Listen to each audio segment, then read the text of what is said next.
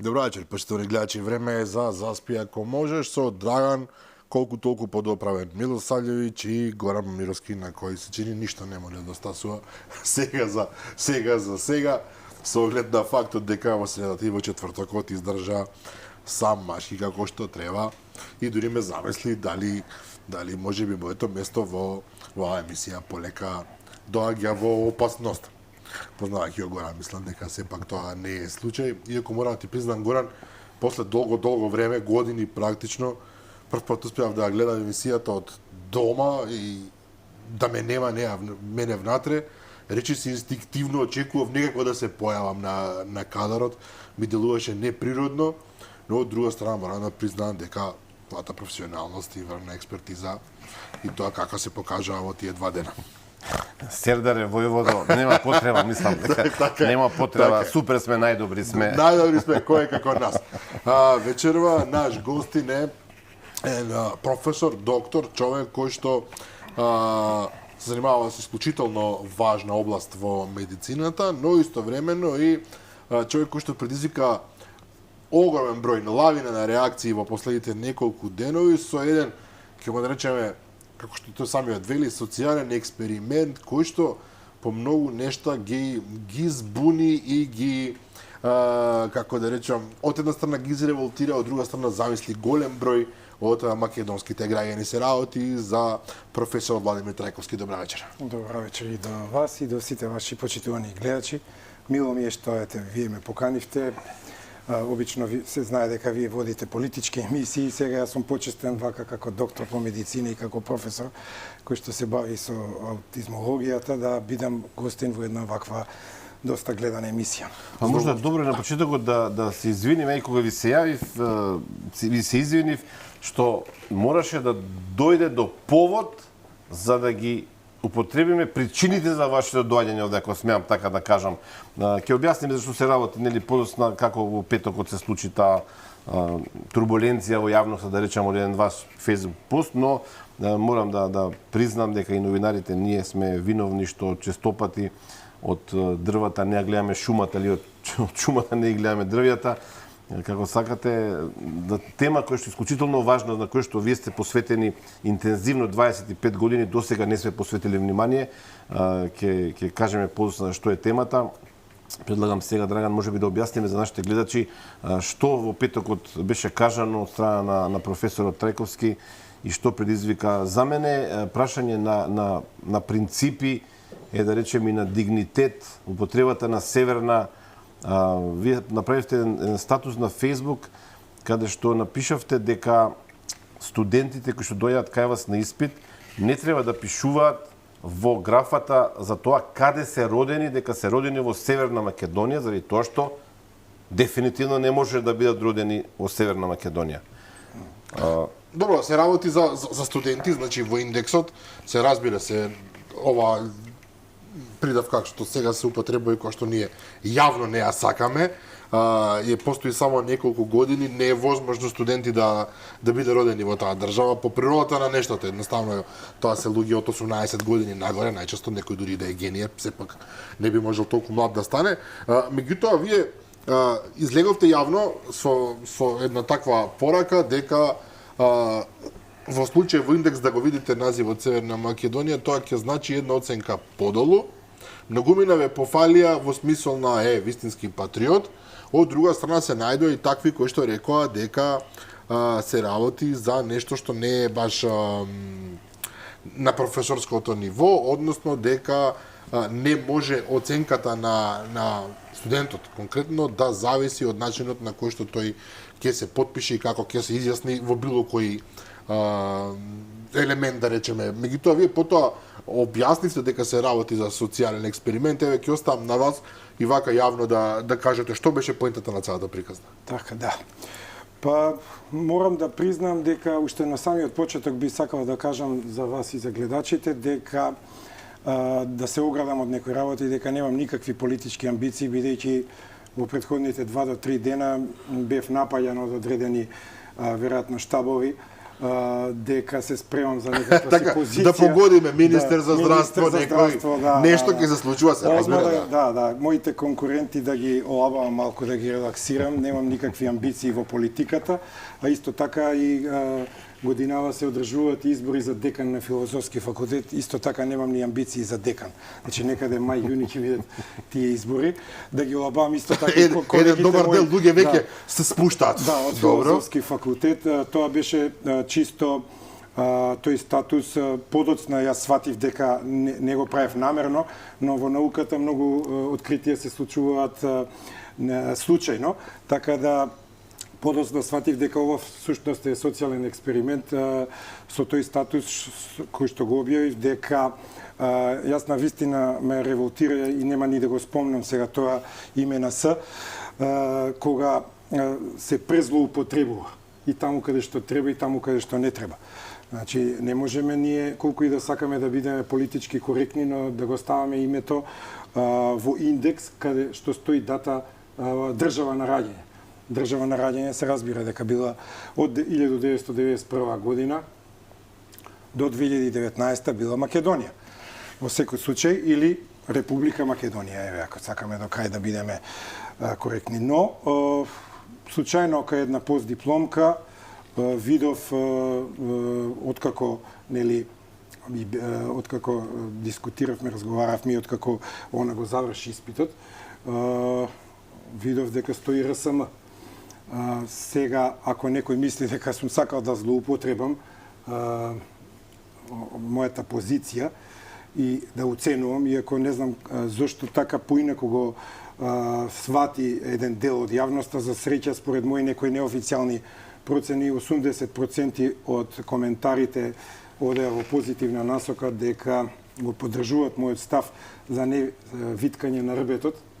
Околу 20% веројатно партиски ботови, веројатно луѓе со намален дигнитет, со намалено чувство за самоидентификација, некои од лукративни причини за да се додворат на власта и така натаму, жестоко напаѓа со поградни зборови, што за мене беше навистина неприродно, бидејќи јас не сум навикнат и не сум ни заслужил да имам такви коментари, бидејќи на крајот на криштата одеа коментарите до таму дека требало јас да кривично да одговарам, што е стварно небулозно, затоа што дури да сум сакал да го направам тоа дело, јас воопшто не сум го извршил, а второ, тоа е во некоја најава, што, да речеме, јас утре може да добијам одреден инфаркт, така што такво дело не може да се случи. Само да расчистиме, студентката не доби пониска оценка. 10 доби, да, и таа после тоа беше многу доблесна, би сакал и да ја пофалам овде. Даница се вика, после тоа мощно доблесно во еден од коментарите на статусот објасни дека во ниту еден момент не била уценувана, туку дека јас си укажав дека на вистина не е во ред, таа е постдипломка, возрастна, на 30 на години, не е во ред да го ставаат тоа име, бидејќи не биле родени во РСМ, туку биле родени во Македонија. И сите оние што ме знаат, само што ова да го кажам, знаат дека јас секако дека нема да ја злоупотребам својата позиција. Доволно сум, 30 години сум доктор по медицина, преку околу 27 години сум на филозофскиот факултет, така што еве нека спијат мирно сите студенти. Ова беше повеќе фигуративно кажано од како еден мој отпор и крик кон општеството дека на вистина се злоупотребува тоа ново пежоративно име кое што ни беше наметнато со сила, знаеме сите со какви уцени на тие 8 пратеници од ВМРО, ДПМН и така натаму. Добро, па добро и оној просек што го извадивте отприлика 80 наспрема 20, отприлика веројатно се поклопува со реалноста на теренот во Македонија. И јас сметам дека 80 па дури 90% од граѓаните се апсолутно против тоа име кое што јас го сметам за пежоративно, а другите едноставно на некој начин дури од динаец се обидуваат што повеќе да го употребуваат во јавноста, иако не се принудени на тоа. Како што знам, никој не е принуден да го употребува, освен можеби некои владини представници кога одат во странство. Спомнувате и стокхолмски синдром во вашето објаснување, и тоа мене многу ми се допадна. Стокхолмскиот синдром е познат процес, нели, поврзана со оној позната криминалецот од Шведска, кој што успеал да ги натера практично неговите во банката луѓето што ги заложници да се заљубат практично во него, односно добијат емпатија кон него. Ова е многу интересен феномен, да не верувам дека вие случајно сте го спомнале. Значи, и во нашето општество постојат луѓе кои што очигледно на некој мазохистички начин уживаат во моментот дека се понижени. Да. Поинаку не можам да го обяснам барем јас тоа. Тоа е посебен феномен за среќа нивна, да кажам, не постои како класична диагноза во DSM-5 критериумите на Американската психијатриска асоциација, но сепак ја би ги нарекол пациенти под наводници кога тие уживаат да бидат понижени од Грција и од Бугарија. Јас дури одам дотаму, одам со теза дури кога грците или бугарите би ни понудиле да го вратим името, овие исти лица може би навивале, биле против тоа, да. Може ќе организираат протести, може ќе организираат. Да, може да за да го зачуваат тоа пежоративно. Неверојатен е тој. Значи, наверојатно тоа се од некои лични лукративни причини, најчесто исто така веројатно имаат некаква корист за да го користат тоа име од властите, така што јас со мојот дигнитет, јас едноставно не можам да ги разберам тие лица и секако дека не ги прифаќам нивните ставови и сметам дека треба да се работи на тоа. Еве, на пример, јас ќе дадам еден мој личен пример во однос на името кога сме, нели? Секаде, во секоја можност, кога одам во странство, инсистирам на употреба на името Маседонија. Значи, никакви додавки, придавки и во преку 90% од случаите успева. Значи, дури странците имаат почит кон моето чувство за самоопределување и самодетерминација. Во преку 90%. Дури да биде несреќата на овие стокхолмци поголема, дури и со колешки од Грција пред 3-4 години беше сменето името, кога бев во Патра, нив им беше незгодно да го користат тоа и го користеа Маседонија, затоа што јас го користев Маседонија и тие мене ми се обраќа Маседонија.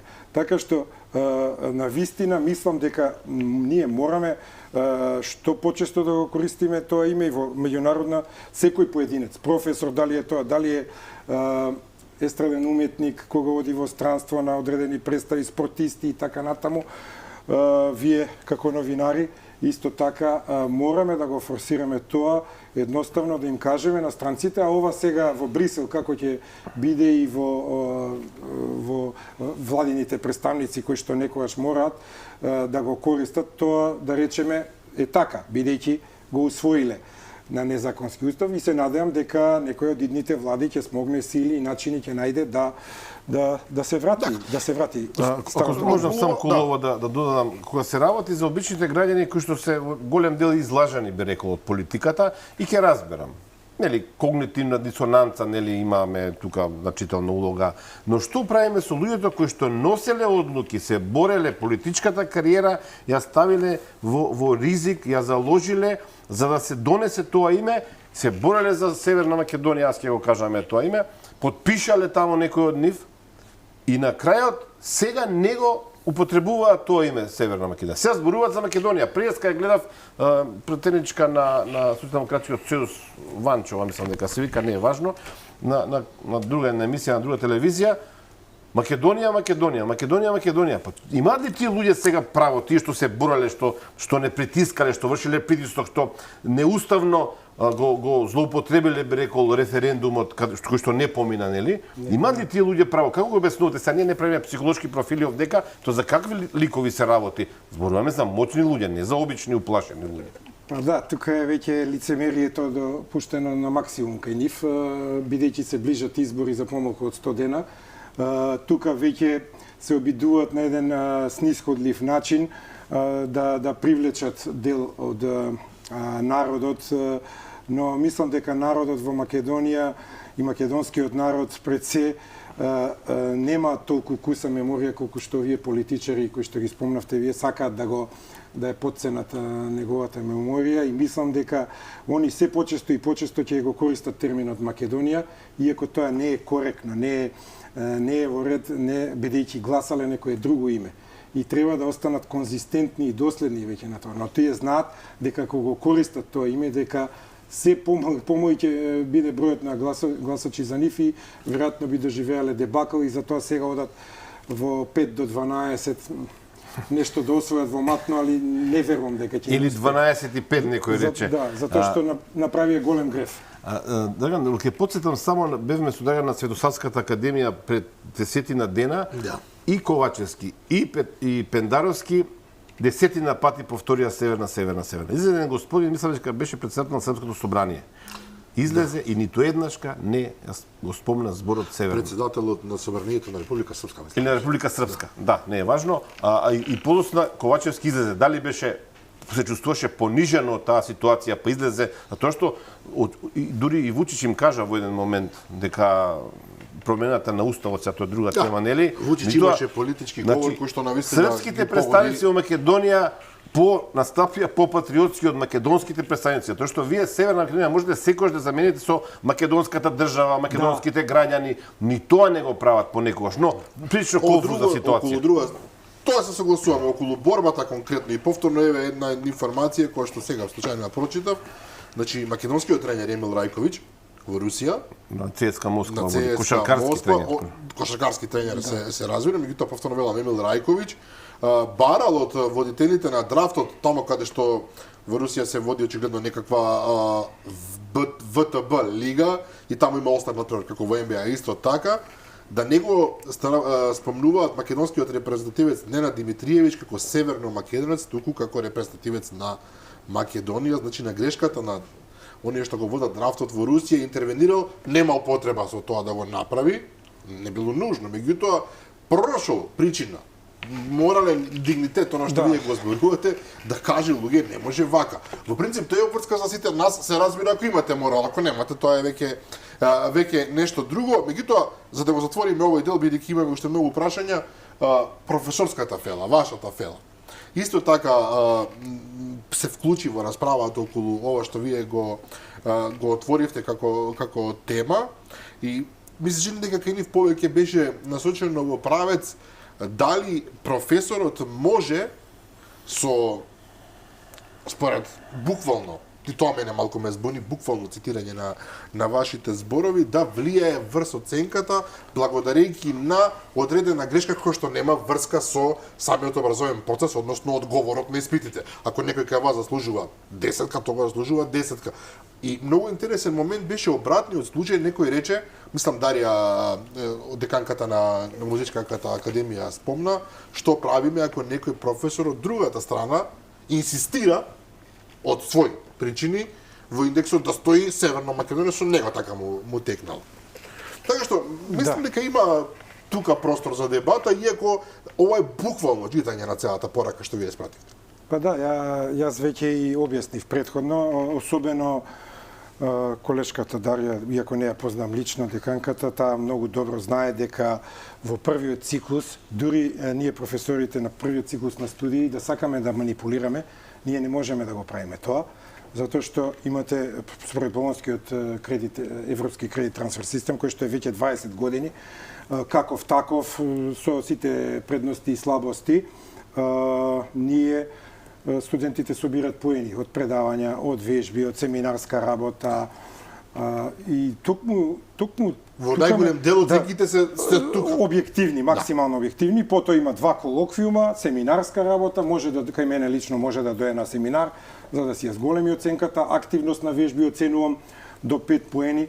Така што тука многу ме зачудува, ете вие што спомнавте некои примери на професори кои што негативно реагира на овој мој став, затоа што и самите се свесни дека едноставно дури ја и да сакам да манипулирам не можам, особено не во првиот циклус на студии. А во вториот на постдипломски и докторски, на крајот на криштата, јас имам толку многу малку кандидати, што повторно и да сакам таму нешто, таму е малку посубјективно, бидејќи се полага усно, Тука е малку посубјективно, но секој професор може да сгреши за една оцена и дали го користел студентот РСМ или не го користел студентот, професорот понекогаш, не велам дека сме ние богови на земјата, можно е да направиме грешка и ја да речеме ако некој студент се осетил некогаш скинат за некој оцена, еве јавно се извинувам, тоа веројатно било, иако секогаш и студентот е субјективен, студентот може да мисли дека знае секогаш е убеден, да. Убеден дека знае за 10, а јас но оставил за 9. конкретниот случај нема простор за такво нешто. 10-ка добила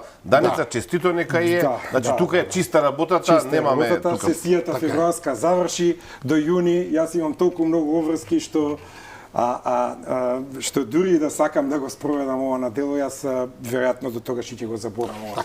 Ја поздравам професорката Дарија Андуска, само моја драга пријателка, не беше воопшто негативна насока, само ја спомнав дебатата која што ја прочитав кај нејзе на ѕидот, сметам дека е адекватна. И тука само да дополнам, да, јас бев, ние нити ја знам лично, нити сме френдови, јас бев повикан и тагнат таму од еден колега. Па имаше дебата таму, затоа ја спомнав. Само не можев да ја одговорам бидејќи не сум френд и она ја нема дадено таа опција да можам да ја коментирам, инаку сакав да ја вратам, се разбира коректно и да ја објаснам. И уште кога сме кај делот со за да не се грижи. Се разбира, со професурата. Вие важите и то него ни криете како прилично строг професор? Или принципелен, зависи кој добро, как. Да, убаво рекла. Кога си студент, мислиш дека сите професори се премногу строги, кога си од другата страна мислиш дека си принципелен, се разбира. Важите за строг професор дека вас оценките не проаѓаат така лесно. Значи не може да се добие преодна, а камоли висока оценка ако навистина не се заслужи. И поради тоа имате одредени и проблеми колку што знам на факултетот. Да. Добро сте запознаен. Точно и тоа ги прифаќам и двете оцени дека сум и строг и принципиелен. Едноставно, веројатно бидејќи јас го завршив медицинскиот факултет во Скопје и таму има повисоки стандарди во смисол на учење и подолготрајно учење. Тие студии траат 6 години, овие студии на филозофски траат 4 години. Уште во моје време професорите на вистина беа големи авторитети и од нив сум научил многу работи во мојата кариера. И малку одскокнувам, сега тоа дали им се допаѓало на некои студенти или не, јас тука не можам да завлегувам и не можам да им помогнам. Едноставно, ако не им се допаѓа мојот стил на работа, можат да ги прекинат студиите. Има и други факултети, има други исти такви факултети, во Тетово, например, има специјална едукација и рехабилитација, така што можат да одат таму. А во однос на проблемите, веројатно мислевте на тоа што особено во последните 10... Една од опциите освен да одат некаде и да бараат комисиски полагања. И тоа се случува. Да, тоа е една од опциите и која што морам да ја истакнам тука, многу ми смета. Статутарно имаат право да бараат комисија со добивање на 2 петки во пријава, а тие петки можат да ги добијат дури само да дојдат на испитот, добар ден да ми кажат, да напишат име и презиме на тестот и да се излезат. И тоа празен лист, празен лист. Да. И тоа го прават. Не често, ама се случува. Свесно прават две пријави со петка, не одговараат воопшто и добиваат право за комисија. Право за комисиско полагање, што е најжално тоа така ги подучува колеги од нашиот факултет. Трагедијата да биде поголема. Затоа сметам дека прво неколегијално и непринципиелно кон мене што ги подучува студентите. Јас не го порекнувам правото на студентот да си бара комисиско полагање, но кога веќе се полага комисиски, да има реална комисија и компетентна комисија. Што се случува? Ќе се избере по предметот хумана генетика, да кажеме, една компетентна колешка од природно-математичкиот факултет и еден колега по физиологија со функционална. Другите двајца колеги доаѓаат од мојот институт, кои што се по вокација дефектолози или специјални едукатори и рехабилитатори, и нека не ми забележат сега, но тие не се компетентни за овие мои медицински предмети. Значи не се доктори по вокација и не можат да бидат членови во комисијата. Но тие од за нив познати причини прифаќаат намерно и студентот доаѓа на комисиски испит и во најголем број од случаите во сесиите во 100% студентите поминуваат, што е без преседан случај. Никаде во светот комисијата не може да биде побенигна од професорот поединец. А овде кај нас тоа се случува. Како оценуваат, што прават, дали има ургенции, јас тука нема да завлегувам, може само вашите гледачи меѓу редови да читаат, но сметам, јас реагирав и до Државниот просветен инспекторат, за жал не застана зад мојата представка. Една господја само ме контактираше еднаш-два пати пред неколку години по телефон, дошла еднаш на Филозофскиот факултет, погледала некои документи и повторно јас инсистирав комисијата да биде составена од бирани професори од Медицинскиот факултет во Скопје, во Штип или од Тетово, кои што се бирани или на физиологија со функционална анатомија или на хумана генетика, но во Државниот просветен инспекторат не најдоа за сходно да излезат на ова мое барање и сега комисиски студентите си поминуваат и после ние создаваме фактички неквалитетен доволно кадар кој што поминал лесно со комисијата без никаков проблем, а кај мене по 2-3 пати да речеме бил враќан, потоа одма и што е најжално понекогаш добиваат и високи оценки по 8-ца, 9-ка, кај мене не можел да помине, ваму комисијата го 8-ца, 9-ка, може, не знам за 10-ка немам информација, али не би ме чудило и 10-ка некојаш да стане. И потоа македонските универзитети во амбис одат на Шангајската листа. Да, една од причините би можело да се каже дека и ова, иако тука се комплексни се работите, да, не можеме да кажеме дека ова причината, но е малку и на шега. Не, зборам како принцип на однесување. Како принцип на однесување на самиот универзитет, јас реагирав исто и до ректоратот, до поранешниот ректор, но кој што беше доктор, Јанкуловски, да го споменеме. Доктор, да, не ми ни одговори, да кажем. Не ми ни одговори на тоа барање да се смени, да мислам да се принципиелно да се земе комисија составена од компетентни кадри кои што компетентно ќе ги оценуваат студентите, а не така масовно да поминуваат на комисиско полагање и потоа на Шангајската листа ќе не нема во првите 1000 студенти, затоа што и веќе и во 2000 не нема. Да, тука негде сме. Се губиме некаде. Добро, време помина 40% од емисијата, а ве викнавме практично за друга тема која што е многу сензитивна, апсолутно. Сензитивна, да. Да, значи вие сте експерт за нарушувањата. Поправете некога ги грешиме терминологијата, се разбира, за нарушувањата поврзани со аутистичниот спектар, нешто што во Македонија е недоволно познато, нешто што стана предмет на интерес во последните 20 на години, да речеме. Претходно мислам дека медицината кај нас и воопшто не се трудела многу околу овој феномен, или можеби грешам. Во секој случај се работи за нарушување кои што и тоа како ги има и во Македонија и во светот, прилично се чести и многумина од различни аспекти ги доживуваат на погрешен начин. За колкав интензитет се работи? Може би, почитуват професора, да ни кажете хронолошки, да направиме споредба. Колку бил процентот на нарушувања кај новородени?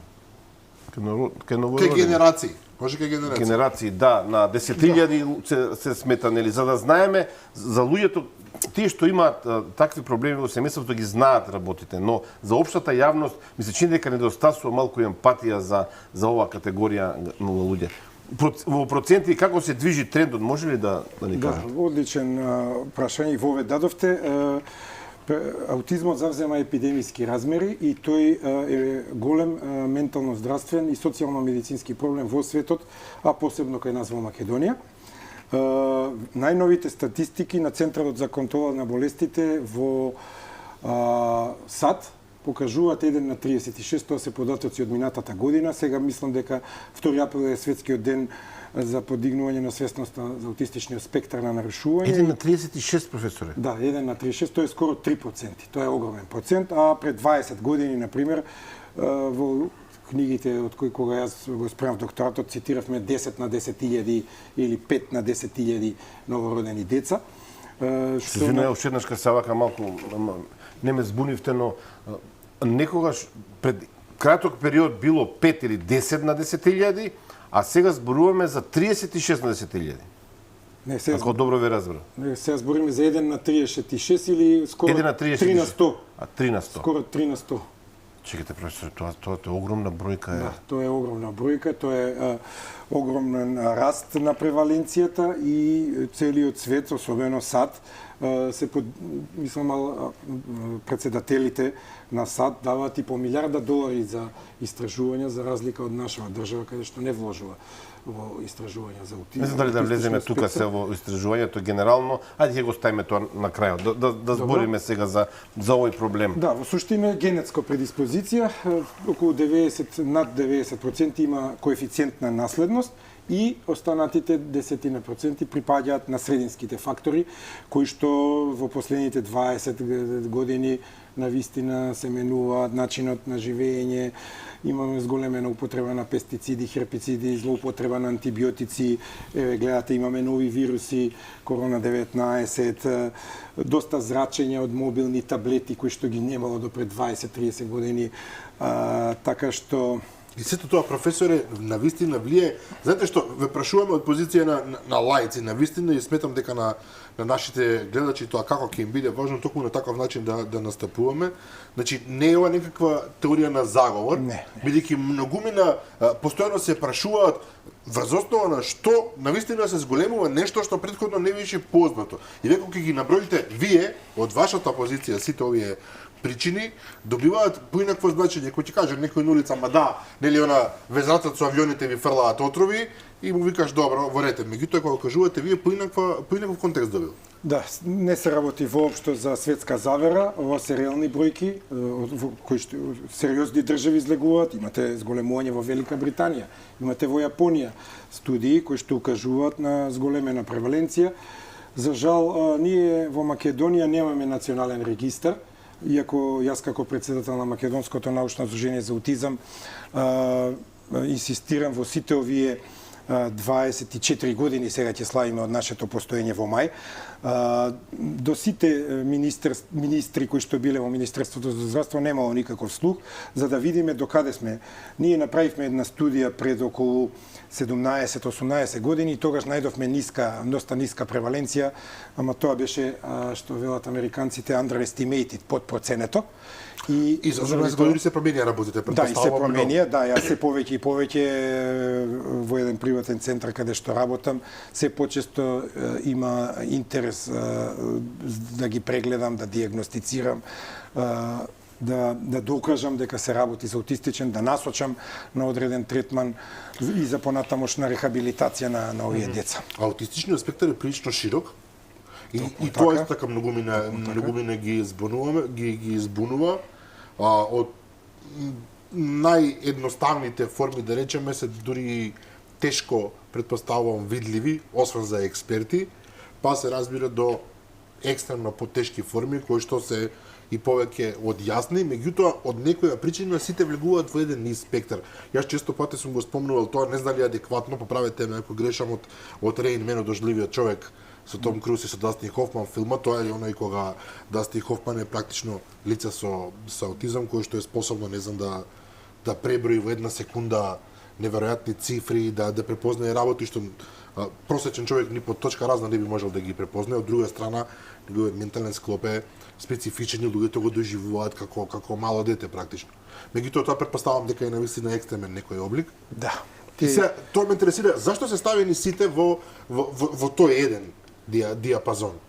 Затоа што разговараме за случаи кои што и тоа како се разликуваат едни од други, кога ќе го земите тој спектар, како што самиот се нарекува, тој е навистина многу екстензивен, многу широк. Да, многу екстензивен и токму тоа е предизвик кога се работи со аутистичниот спектар, како за докторите по медицина во диагностиката, така и за родителите и семејствата кои што имаат деца со аутистичен спектар. Примерот со Дастин Хофман кој што глуми вистинско лице, тоа е Ким Пик, кој што почина пред 5-6 години и доживее на добра старост некаде околу 80 години, со способност, савантна способност се нарекува тоа, да брои, да смета како компјутер до 30 децимала. Како суперкомпјутер, Да, да. како неверојатно суперкомпјутер, значи он за многу кратко време и стојат лица, математичари кои што ја проверуваат тоа потоа на компјутери, гледат дека до последна децимала го погодува број. Малку за несреќа тој филм беше на крајот на 80-тите, даде една лоша слика во светската популација и во нашата држава, би рекол. Сите мислеа, затоа што тоа би рекол една од најбенигните форми, тие савантни, и тоа се многу ретки такви случаи. Имаме разни други саванти кои што, например, имате едно лице кое што оди во Исланд, за 7 дена научува исландски јазик и доаѓа вака во телевизија, во студио и соводителот зборува на исландски јазик. Неверојатно. Исто музички способности. Има еден таков човек со правил интервју, се вика Мухамед Мешич, босанец е, знае, јас кога му правев интервју, кога сретнав знаеше 54 јазика, после 2 години во Охрид му направив интервју, знаеше 71 јазик, таква способност има од аеродром да дојде до некоја сала конференција и со разговор со таксисти веќе да го разбере јазикот. Добро, просто како тоа, бидејќи спомнувате таа савантност. Од една страна тоа се нарушувања очигледно, така, а од друга страна се нешто кое што не се граничи, туку буквално е гениално. Да, тоа е гениално, кај нив, реков повторно ќе кажам, тоа се најлесните случаи и за нивна среќа да кажеме, тие најлесно се снаоѓа во општеството. Проблематична е кај нив социјалната интеракција. Јас сум слушнал за примерот кој што го кажавте вие, господин Мухамед Мешич, да, сум слушнал, сега не знам дали он има дијагноза, мислам дека не. Да влегува во Аспергер синдром или нешто така. Предава на универзитетот во град, предава меѓународна политика, и бизнис води. Добро. Не сакам да му закачувам етикета, иако има и еден доктор Темпл Грандин, има и филм таков. Она предава на факултет за ветеринарни науки, да речеме. Но има во говорот проблеми, тоа е еден говор кој што е монотон, досаден, без варијации во говорот, прават често граматички грешки. Тоа се најлесните случаи. Имаме потоа умерено тешка форма и најтешките форми се оние кои што за жал многу малку како стручњаци можеме да направиме, особено можеме нешто да ги подучиме за како да водат грижа за сопствената хигиена, некоја едноставна работа да завршат и така, но затоа кажав, тој спектар тука спаѓаат Канеровиот аутизам, оно уште што Лео Канер во 1943 година го објаснил, тој е таткото на аутизмологијата светска. Тука влегува Аспергер синдромот како една, би рекол, најбенигна форма. Најпозната со овој синдром е познатата борец за еколошки права Грета Тунберг. Да. Тунберг, така, таа има Аспергер. Да, таа има Аспергер. Се одликува со брзи, нагли, радикални реакции да, во радикални реакции, имаат анксиозност, често овие лица, склоност кон депресија, треба да се внимава многу во адолесцентниот период и можност за суицид. Така што тука може многу кај лицата со Аспергер треба се внимава и тука има исто една друга тешка категорија, детско дезинтегративно нарушување. Ова веќе не би завлеголо во тоа, се исто така многу тешки, каде што доаѓа до едно пропаѓање на мозокот, на сега не би одел во детали на функционирањето на мозокот. Добро, не е професионална емисија за тоа. Да, колку ви помагаат овие би рекол популарни споменувања на овој спектар на аутизам? Го спомнавме, нели, филмот со Дастин Хофман и Том Круз.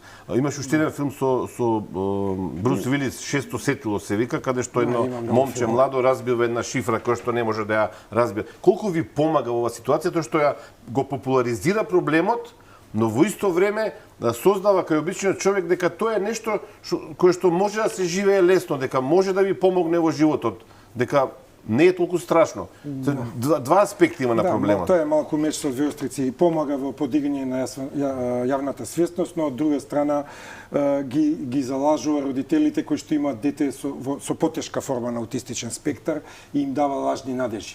Затоа што не се сите деца како Реймен, односно како Дастин Хофман. Мислам дека и тоа е повеќе од јасно, меѓутоа околу лажните надежи и тоа многумина не се на чисто. Лицата кои што го имаат ова нарушување практично трае за навек. Нема никогаш не завршува. Не е нешто што не знам во адолесценцијата ќе се промени и во тинеџерските години, туку е може да има подобрување, често пати, а може дури да има и влошување, особено кај машките деца, тие 4 пати почесто го имаат од девојчињата. Зошто е мора да пишам зошто? Заради тестостеронот. Во пубертетот можно е да станат доста агресивни, не сите се разбира. Одредена Значи тестостеронот може да влијае за да се вложи. Еве не ми било јасно ова до сега. Тестостеронот може да влијае кон зголемување на нивната агресивност и тука исто така е еден апел кон родителите. Ние да се пофалам како Македонско научно здружение за аутизам и објавивме еден приречник со колешката магистар Ивана Василевска Петровска во 2020 со поддршка финансиска на УНИЦЕФ на македонски, англиски и албански јазик. И јас тука на вам двајца ќе ви подарам по еден примерок. Албанската верзија ќе ја земам ја. Тоа сакам да кажам, Горан, кога разбираш што албански јазик значи не. Да, еве македонската. Вие можете слободно на ваши пријатели кои што имаат деца или на поддршка на некој социјални вештини и позитивно родителство повелете да го видите само чисто. Еве камерата го има. Внатре се во боја, е доста добро направен. Значи тука даваме совети како родителите да се однесуваат во пубертетот за сексуална едукација на овие младинци. Благодарам на режијот. Сексуална едукација, понатаму со сензорните нарушувања како да постапуваат родителите. Доста корисни совети може да се најдат во публикација. Професоре, веќе добив неколку пораки од родители на деца со ово нарушување кои што велат дека работите голема работа и се благодарни, еве нема да спомнувам имиња, но јас им благодарам кои да се може и да не ги знам лично, а особено ако ги знам исто лично. Да, сакам да ве прашам. Вие споменавте сте председател на Македонското научно друштво за аутизам. Да, здружение. Професор сте 25 години се занимавате со оваа работа, работите и во тој центар, не знам како се вика, не е важно, каде што имате комуникација, но имам чувство, исправете ме ако грешам, дека во државава нема национална стратегија, нема механизми за интеграција на овие деца, за систематско интегрирање на овие деца во системот, дека нема помош за родителите. Дали грешам? Воопшто не грешите, добро сте ги детектирале овие проблеми. Ние како здружение, јас се како професор кој што прв докторираше од оваа област уште 2002 година во Македонија, фактички се бориме за таа национална стратегија да се воспостави, но немаат властите слух и од левата опција и од десната опција. Зошто е тоа така? Единствен, еве морам сега да го споменам, единствен кој што ме поканил министер за труд и социјална политика беше поранешниот министер Диме Спасов, као да се на некој состанок да се разговара за национална стратегија. Во меѓувреме му се случи, ако се сеќавате вие, инцидентот со обраќајката и тоа сето потоа, дали мислам се беше разрешен, беше разрешен и толку. Наредните министри и тој единствен ни дојде на манифестација кога го чествуваме 2 април денот. Прв министер, сега не можам точно да се сетам, али некаде 2013, не ме фаќајте за збор, тука 2013-14, прв министер да ни дојде на таква голема манифестација, каде што ја подигаме јавната свест, да даде принос. Сме канели. И исто така морам да го пофалам и поранешниот председател, господин Ѓорѓе Иванов, кој што исто така еднаш не прими, но тој немаше некоја извршна моќ за да помогне понатаму некои работи да се придвижат во општеството во позитивна насока. А без национална стратегија не можете вие да правите планови. Повелете ја прикина. Ми е чудно за тоа што во времето пред 10 години на владата на ВМРО ДПМН имаше една акција каде што, да не го сгрешам сега, лица со попреченост, мислам дека тоа е најкоректно. Лица со попреченост, така се нарекуваат. Беа вработени во државните институции 37-8 млади луѓе претежно. Некои од нив, јас ги познавам лично, се уште работат во државните институции. Зошто би биле дискриминирани луѓето од аутистичниот спектар, кога голем дел од нив, мислам дека сосема пристојно би завршувале голем дел од работите во бирократските структури. Зошто кон нив таков однос? Па тоа е проблем. Тука ние тоа го детектиравме со две мои колешки помлади, дипломки, во 2010 година едната и втората во 2019 година дипломираше на основна тема вработување на лица со аутистичен спектар, иако прашалниците беа различни, но добивме поразителни резултати, каде што и во двете студии во рок една декада ние видовме дека работодавачите во Македонија воопшто не се заинтересирани да вработуваат лица со аутизам. Ова вие што го спомнавте, веројатно се работи за другите видови попреченост. Интелектуална попреченост, слабовиди, наглови, глуви и така натаму. Со аутистичен спектар нити во државните не најдовме, ниту. А тие лица и тоа како можат да завршуваат поедноставни работи, каде што не бара многу комуникација со други луѓе, каде што не бара да се процесира многу говор, затоа што имаат потешкоти во разбирањето на говорот на другите и им се дават некои работи, например на компјутер можат многу работи да завршат, или во фабрика, каде што познати се примери во светот каде што тие ја надминуваат нормата за еден производ во фабрика повеќе од невротипичните лица.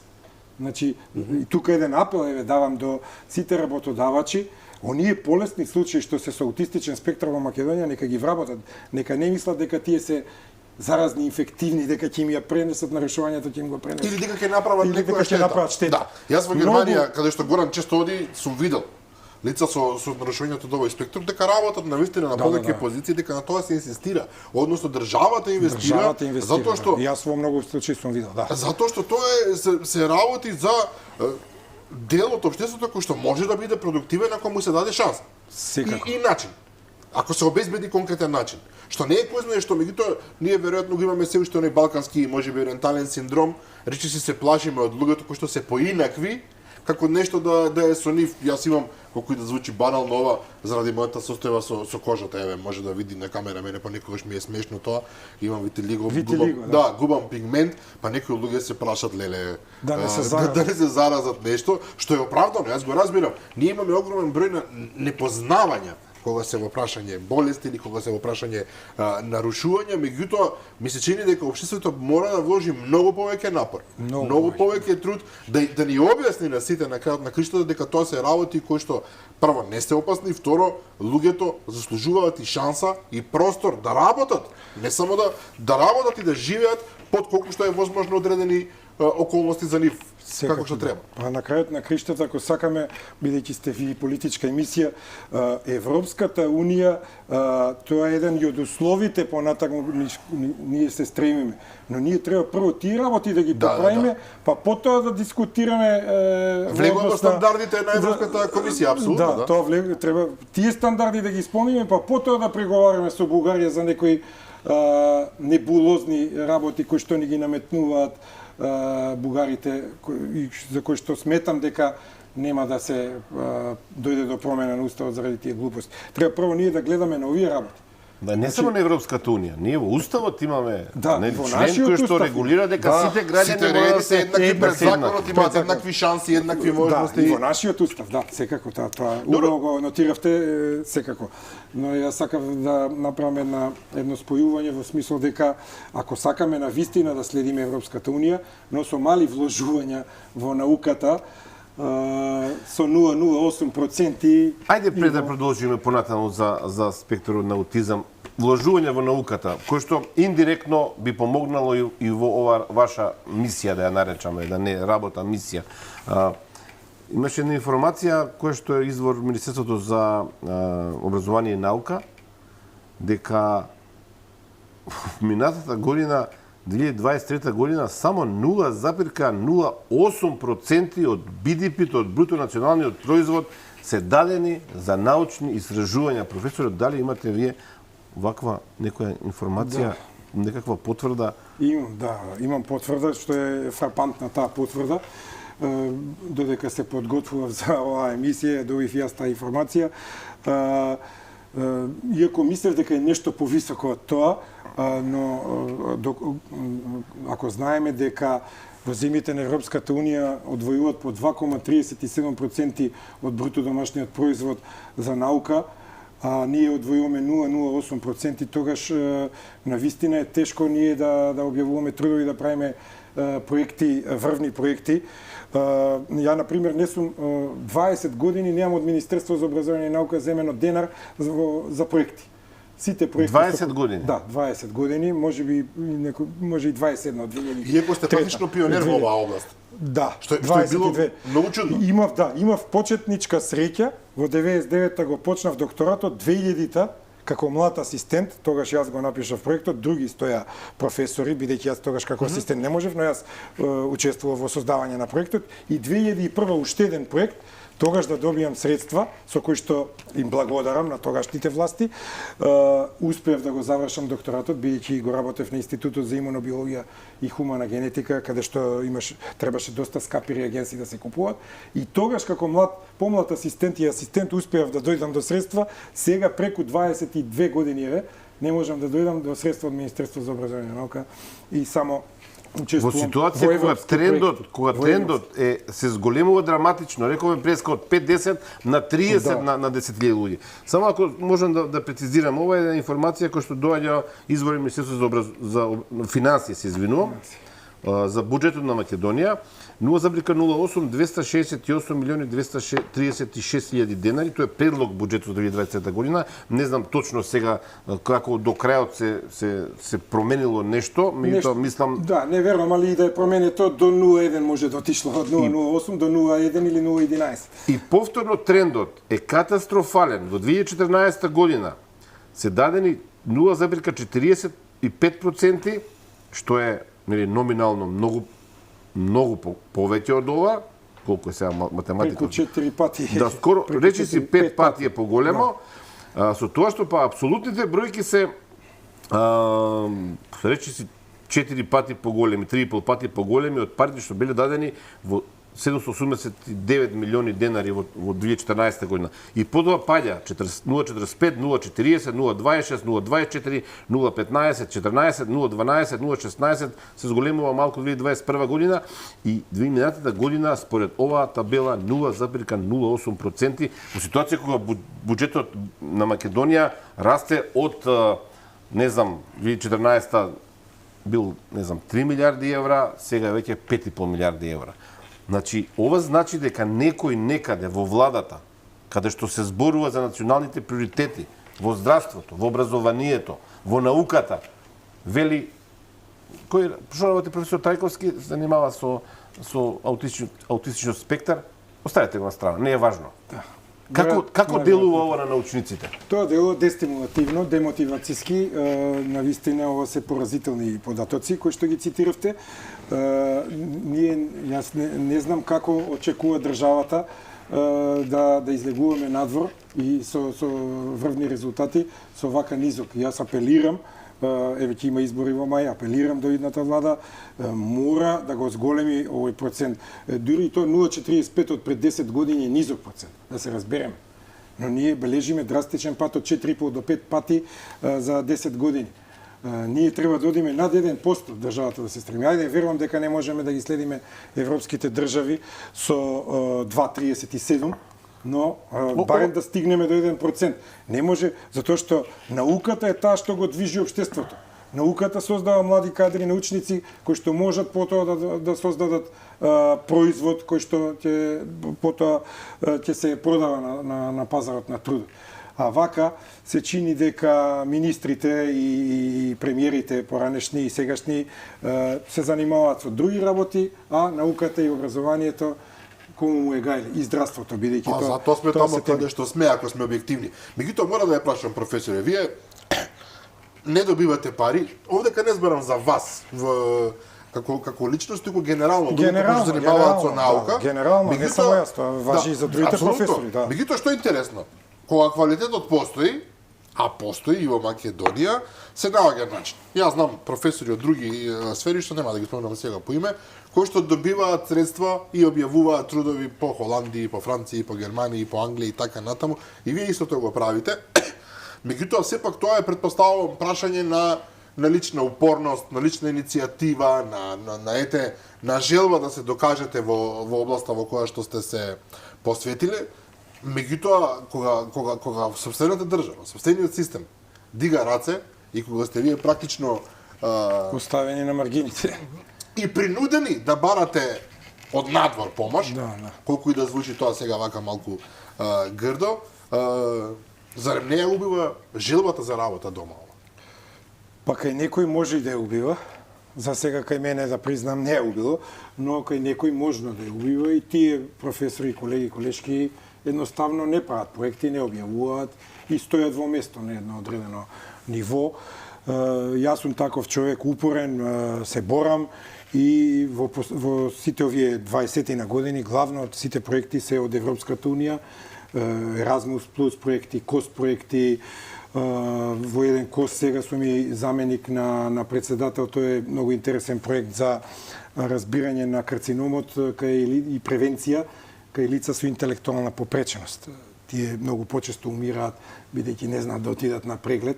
Тоа е европски проект кој што го започнавме минатата година, веќе втората година ја тераме, јас сум таму заменик на председателот на менеджмент комитетот и токму сега имам патување во март во врска со тој проект. Во тој проект, да речеме, добиваме одредени средства, но тоа се европски средства. Не се македонски средства.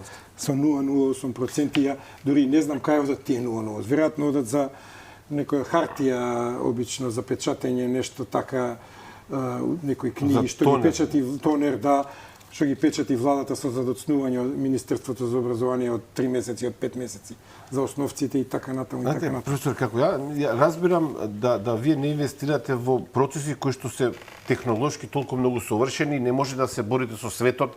Некој, не знам сега да не спомнувам некоја наука, хемија или физика, нуклеарна физика, каде што објективно ние не можеме да направиме. Иако имаме Институт за нуклеарна физика, мислам дека имаме во Македонија како институција. Но кога се работи за конкретни активности каде што може да се помогне на конкретни луѓе, пример сега со луѓето со спектарот на аутизам или генерално луѓе со попреченост, каде што вашето истражување ќе има конкретен позитивен резултат врз дали се деца, родители, возрастни, не е важно, тогаш не знам зошто би имал било кој, сега не зборам дека како национална стратегија и финансии на државата, зборам како човечност. Зар толку не се нашол никој освен Диме Спасов, го споменавте, да рече чекајте луѓе, овие родители имаат сериозен проблем, дајте да им помогнеме. Интеграција, едно време имаше проблеми со асистентите за лицата со попреченост. Да, имаше огромни проблеми. Не плаќа ни општините, ни државата не плаќа. И родителите сами си ги финансира.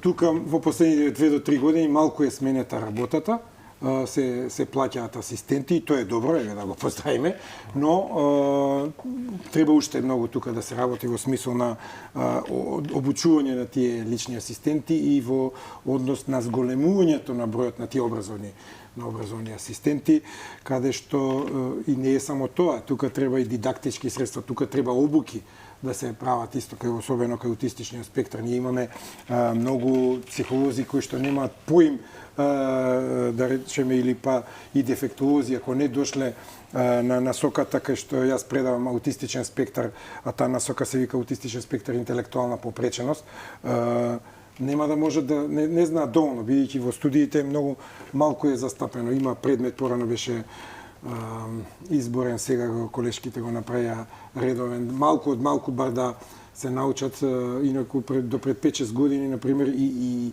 специјалните едукатори и рехабилитатори слабо знаеа за овој проблем, така да потребни се средства и за обучување на кадрите. Токму тука, повторно ќе кажам, со европски пари, ќе споменам еден проект каде што сум надворешен соработник, ме контактира некаде во септември минатата година од БС, тоа е групација со седиште во Брисел, но имаат и тука седиште, вложија некои си 30 до 40.000 евра, кој што тече се уште проект, се набави за 5 ресурсни центри во Македонија, тоа се ресурсниот центар во Иднина, посебно поранашното посебно училиште, Златан Сремац, во Маца Овчарова во Велес, во Битола центарот и во Струмица Ново село, тоа се тие 5 ресурсни центри, во каде што се набави еден програм Рехаком, кој што е одличен и тој сега се преведува на македонски јазик, инаку е продукт на Германија, од Германија. ќе се работи сега на тој, добија лиценци за 3 години платија од ова, морам да ги поволам, но тоа ќе кажам, значи како што кажав, се европски пари, не се македонски. Потоа јас успеав да контактирам АБА методот, кој што е еден од најпотврдените методи Applied Behavior Analysis или применета анализа на однесување, еден од најдокажаните дека има позитивен ефект. Веќе траат тие обуки онлайн за 30 дефектолози од Македонија, траат и ќе треба наскоро и да бидат сертифицирани, и во следните 2 недели ќе има обуки за ПЕКС методот. Тоа се 13 часови обука, исто така ќе тече онлайн, каде што ќе добијат дефектолозите и сертификати нормално кои поминат таа обука. Ете, значи, а не знам, 40.000 евра, да речеме, не е многу за... Значи, сакав да направам споредба. Поразително е, да не речем ми се плаче.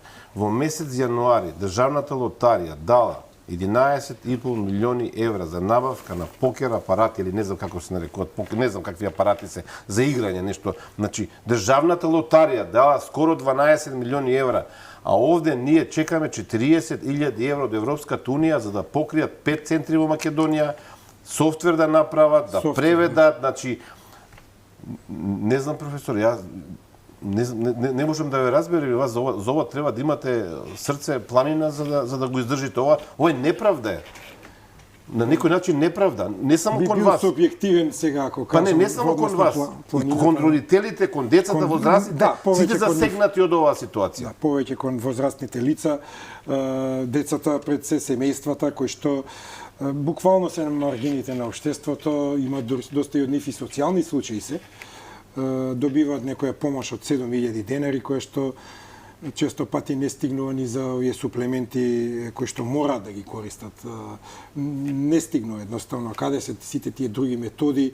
Например, државата исто така треба да вложува во одредени услуги кои што овие приватни центри сега кои што се во последните 4-5 години се намножија, и јас ги поздравам тие иницијативи на млади мои колешки, но таму родителите приватно плаќаат. Тие немаат договор со Фондот за здравство и со Министерството за труд и социјално. Сега начув дека нешто почнало да се отвора, Министерството за труд и социјална политика. Од 700 милиони евра во Фондот за здравство нема пари за најранливите категории граѓани. Па очигледно дека нема. Еве, тие родители сами си плаќаат, да речеме, работа со дефектолог, околу 700 денари чини 1 час од 40-45 минути. Работа со логопед 700 до 800 денари, зависи од приватен центар. Сега, кога би можела државата да го плаќа тоа, а не родителите, ќе направи голема корист на овие семејства. Сметам дека не се работи за некои огромни суми, да кажам, тоа не се милиарди евра, веројатно се неколку милиони евра на годишно ниво. Професоре, со овие набавка на апарати за лотари на Македонија на луѓето од Нартан Груби, ние можеме да финансираме 5 години, да не речам сите трошоци на овие луѓе, меѓутоа најголем дел на луѓето од овие ранливи категории на граѓани, да им ја покриеме основната поддршка, да речам, од општеството. Да, основната поддршка може со тие пари, но ете, да се надеваме дека ќе дојдат подобри времења во смисла на инвестирање повеќе во здравство, во труд, социјала, во образование и наука, за да може едноставно да им пружиме подобар квалитет на живење на оваа популација. Ми е страф ако продолжиме со разговорот, што многу долго ќе утврдиме прекршување на 5-6 члена од уставот. Сега и принципот дека Македонија е социјална држава, дефинитивно со што го зборуваме е прекршен. Македонија не е социјална држава, особено кога се работи за најранливите категории. Сакам да ја прашам околу науката која што повторно сам ја терате. Вие веќе не сте дел од македонско научно списание за аутистичниот спектар, но водите странско списание, што кажува многу работи само по себе. Да. Тоа исто така кажува на многу лоши нешта кои што се случуваат во нашето. Само малку ќе ве коригирам во однос на насловот. Се работи за дефектолошка теорија и практика. Тоа беше наше македонско, кое што јас го водев од 2008 година до 2017 година и морав да поднесам оставка заради некои нарушени нарушени односи со тогашниот декан и така натаму луѓе кои што правеа непринципиелна коалиција заедно со него, заради нарушени меѓучовечки односи на нашиот институт, морав да ја поднесам тоа, бидејќи навистина беше неиздржливо да се работи со ситни подметнувања, некои така, мислам, не би сакал сега да одам во детали, се разбира ќе го задржам својот дигнитет. Подоцна во 2018 во Холандија, со една колешка од Холандија, на моја иницијатива отворивме Journal for Retouch, Therapy and Development of Diversity, значи списание за Retouch терапија, тоа е еден вид на метода и развојни нарушувања. Тоа е како повторно поврзување, отприлика нек превод би било Retouch. Да, повторно поврзување, да, тоа е малку една психолошка метода. Интересна метода и јас дојдов на идеја, она го поддржа финансиски таа моја идеја. Претпоставам холандската држава го поддржала. Не, лично како она имаше фондација за таа метода и имаше интерес бидејќи го работеше докторатот на малку повозрастни години и со тоа фактички злоупотреби мојата работа да стекне меѓународна препознатливост. Јас успеав за неполни 4 години да го индексирам во околу 50 бази на податоци, меѓу кои Scopus. Тоа е највлијателната, најважната. Една од најважните. Заедно со Web of Science, Scopus е во многу држави, дури Scopus повеќе ја ценат. Малку има разлика општествени науки и природни науки. Има разлика во однос на цитирањето, но во однос на базите најпознати се Web of Science, поранешната на Thomson Reuters, сега се вика Clarivate Analytics, и ова Scopus на Elsevier. Тие се двете најпознати. Ја успеав во Scopus и првото македонското да го внесам, уште во некаде 2010, а ова успеав за 2,5 години. Од некаде веќе 2020 година при крај веќе бевме индексирани, за да ја во јуни она ме информира некаде јуни 2022 дека без да ме консултира, го продала списанието на некои малезијци за $80,000. Што навистина за мене беше тоа шокантно, за тоа што јас кога влегував во тоа, влегував од научни цели, а не да правиме бизнис. И да биде трагедијата поголема, она го продаде на предатори од Малезија, значи издавачи предатори, претпоставам дека знаете. Кој што ако сакате да имате во импакт фактор некаков текст, некоја студија, плаќате на малезиците 20,000 евра и тие ви објавуваат и вие после доаѓате овде или било каде во светот, велите еве јас имам од прилика, така функционира. Со низок, од прилика, не е баш. Да, низок импакт, добро. Низок пак на научност, бизнис, се вртат многу големи пари. Може би го продал и за повеќе од 80,000, пошто таа цена, јас случајно тој малезиецот и до мојот мейл ја пратил. Мислејќи дека сум јас собственикот, а јас само бев главен уредник во списанието и јас во тој момент решив дека ќе ги прекинам односите со таа господја и еве до ден денешен не комуницираме затоа што ги изигра моите чувства и едноставно затоа што јас сакав да направам едно високо препознатливо списание и успеав во тие 4 години. Следниот чекор ми беше да добиеме фактор на влијание или тој познатиот импакт фактор. Мислам дека сега ќе го добиевме, ама морав да се повлечам. Ме поврза потоа со тој малезиец. Одма може да ги видите предатори кога ви вели, вика, вие останете ви како сакате како главен и одговорен уредник, но ние ќе продаваме. Да, ние ќе продаваме, останете, ќе ви дадам понуда утре. Колку пари би чинила мојата работа како главен и одговорен уредник.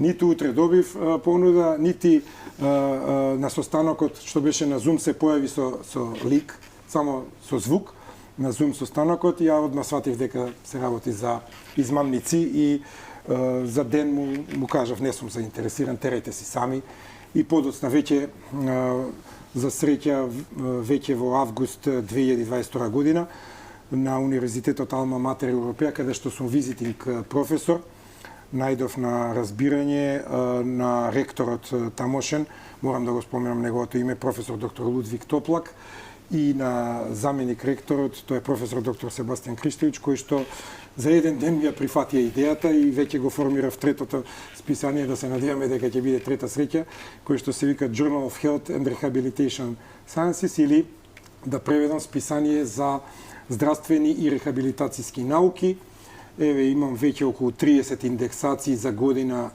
и пол имав до декември, сето тоа расте. Објавуваме по 2 броја годишно, идејата ни е и 3. Доста има од Америка, имаме автори, имаме од Западна Европа, автори од регионот се јавуваат автори, рецензенти, двојно слепа рецензија каде што тука нема врски. Не се знае кој автор, кој е вако ниту кој рецензира. Да. Значи сепак е можно максимално објективно. Сепак е можно и без поддршка од државата да се работи некаква наука, но ова сепак е импровизација, би рекол. Вие кога немате поддршка, кога немате поддршка од државата, на што повеќе се посветите на луѓето кои што имаат нарушувања од спектарот на аутизам, да се занимавате со науката, да се занимавате со регулација, со студенти, посебна приказна и после тешко да поминат студентите. Некои мене ми пристигаат, мора да признам, пораки. Има пораки, околу прашањата поврзани со аутизмиот спектар, се разбира, ова не е научна емисија, ние не можеме да го покриеме. Тој мора да признам, професори, мене еви Горан вели, пристигаат прашања околу вашата строгост со студентите. Еден прашува што треба да се направи да се добие 6 кај професорот. И јас ништо посебно дека одговорот е јасен, меѓутоа еве. Само да учат, јас тоа им го кажувам и нив, да учат по некојаш ако треба и по 12 часа на ден. Они ме гледаат бледо кој ќе им кажам дека ако сакаат успех, ургенции кај мене не поминуваат мито никако, сега може би звучи за некого банално, но може слободно да проверат гледачите дека добро, нема ни потреба, вие имате огромни немам земано еден денар, нема ни да земам, тоа е најголем грев да земете од студент пари за да добие 6. Значи тоа еве јавно кажувам, да не помислува да некој да ми понуди. Но немате потреба да земете професора, вие како професор на универзитет земате по 150, 200, 300 илјади денари плата. 400. Па ја мислам дека сега и 500 илјади денари ќе земеме, и само чекаме. 102,5. Да. Се уште се платите на ниво 35-40 илјади, 30 не, повисоки се нешто, повисоки се сега заради инфлацијата, иначе до скоро беа 50 илјади. И со тоа што голем дел од парите ги дава самиот филозофски. Имаме значи дел само кој што ги користиме од само финансирањето, одреден дел околу 30.000 даваше министерството. Сега тој е зголемен прак, а филозофскиот даваше 30-40, филозофски 10-15.000. Но затоа книговодителот во МНАФ добива 150.000 денари. Со средно училиште, со основно училиште. Тоа е парадоксот со средно да добива повисока плата од редовен професор универзитетски. Па 3 пати повисока, не повисока само, 2 пати, 2,5 пати. Да. Во последно време малце се зголеми, ви реков заради инфлацијата. Но професор е малку срам на универзитетски професор. 60 нешто илјади, иако имав 69.000, ќе кажам, тоа не е тајна, но има и факултети кои што земаат и помалку. Оние факултети кои што имаат помалку студенти, можно и да се испод 60.000. Најплатени се од медицинскиот факултет, тука бих кажал, моите колеги. Но и тамо со сите звања и со часови, дежурства, да. Да, тие стигаат можеби и нешто над 70-80 илјади, 90. Зависи од катедра до катедра. Одлична е ситуацијата во земјата, општо е познато, затоа. Иако и тоа не е доволно со цените кои што ги имаме со потрошувачката. Одлична е атмосферата, затоа протестираат и студентите, денеска протестираат од ФЗОМ, протестира кој стигне. Јас ги поддржувам студентите во протестот, еве јавно тоа да го кажам, ги поддржувам. Јас имам мислење дека сите протестираат, цела држава дека протестира, сушно не знам еден сегмент од општеството кој што порано или подоцна не протестирал во Македонија. Драган, ние новинарите не протестираме 5.000 евра плата, 10.000 евра плата. Вие имате сигурно 10.000 евра месечно. Кој има може, така е. Инаку да кажам, вечерва гори врвот на планината Жеден, неубава работа. Не спомнавме, нема време, утре можеби ќе најдеме време да позборуваме околу ситуацијата со Алијанса за албанците. Денеска Таравари добил голема поддршка од неговите приврзаници. Но претходно доби куршум во дворот. Интересно, со факли се собрале пред неговиот дом да му дадат поддршка. Професор, нема да збори за политика, но на крајот прашање.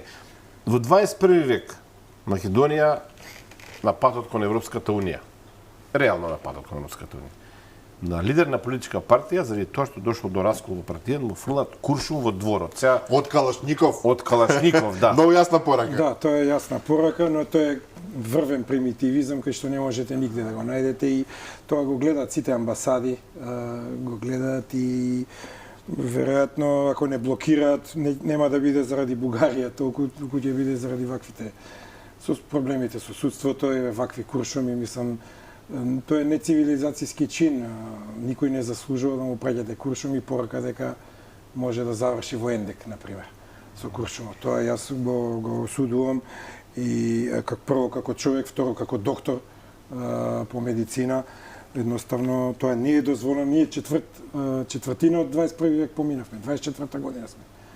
Значи не може тоа така да биде и не сакам политика многу да мешам бидејќи Не, ова не е политика, ова не е политика, ова е социологија повеќе ова. Ова е и психологија, ова е психологија, да не речам психијатрија, психијатрија, влегуваме во ова се психопатолошки појави на општеството во кои што длабоко сме завлечени и не сме ниту еден живот да биде изгубен или ставен на кантарот заради партиски препукувања и тоа во рамките на ист етникум и во рамките на една иста партија која што веројатно ќе се раздвои на два дела.